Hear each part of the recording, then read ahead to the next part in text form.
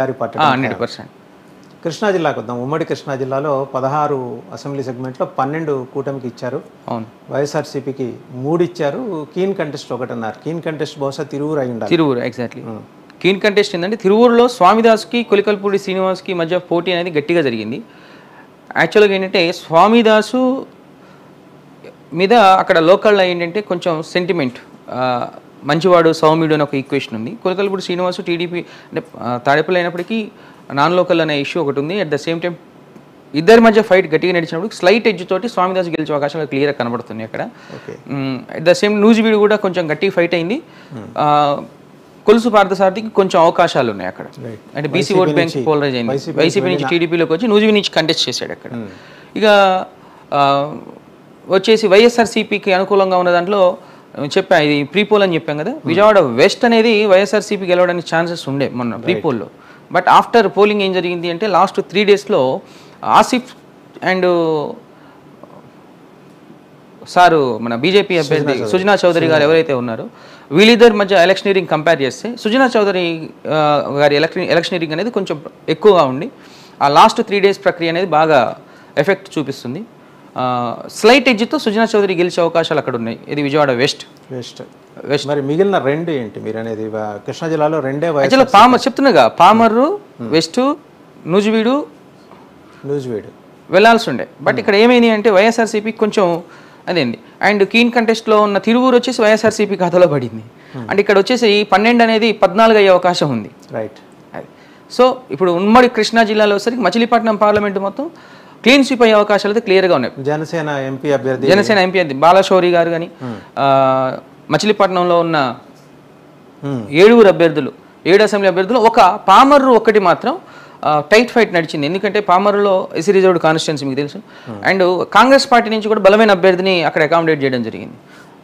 ఎంత voting transfer అయిందనేది మనం అంచనాలు వేసినప్పుడు ఏంటంటే అనుకున్నంత రేంజ్లో ఓట్ అనేది కాంగ్రెస్ పార్టీ అభ్యర్థికి ట్రాన్స్ఫర్ అవ్వలేదు. కాబట్టి స్లైట్ ఎడ్జ్ తోటి కుమార్ రాజా బయటపడే అవకాశం అయితే క్లియర్గా ఉంది అక్కడ. అండ్ మిగిలిన నియోజకవర్గాలన్నింటిలో మచిలీపట్నం కావచ్చు, గుడివాడ కొడాలి నాని, ఈసారి కొడాలి నాని కానీ వల్లభనేని వంశీ కానీ గన్నవరం, గుడివాడ గన్నవరం 2 నియోజకవర్గాల్లో ఇద్దరు ఓడిపోతున్నారు. వసంత కృష్ణ ప్రసాద్ మైలవరం.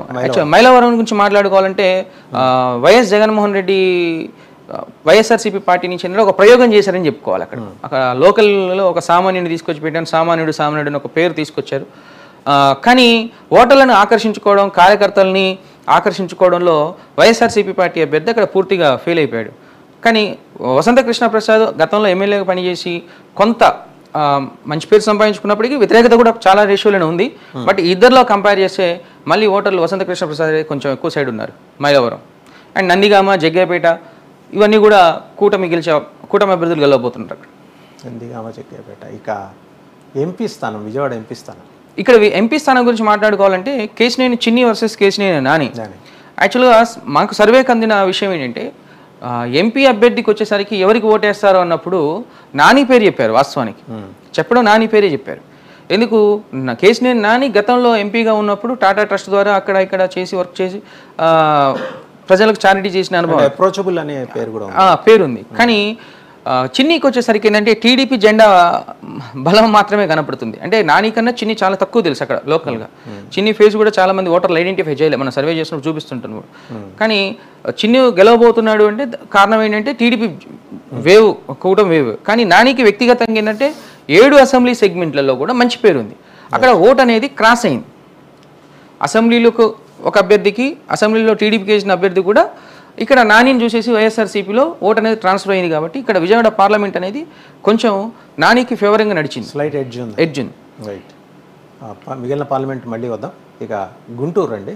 గుంటూరు 17 సెగ్మెంట్లో 12 ఉమ్మడి గుంటూరు జిల్లా, 12 కూటమికి 4 వైఎస్ఆర్సీపీ, 1 కీన్ కంటెస్ట్ అంటున్నారు గుంటూరులో. అవునండి, ఏదై ఉండొచ్చు కీన్ కంటెస్ట్లో గుంటూరులో ఉన్నది మనకు నరసరావుపేట అసెంబ్లీ సెగ్మెంట్. అవును, ఇక్కడ డాక్టర్ అరవింద్ బాబు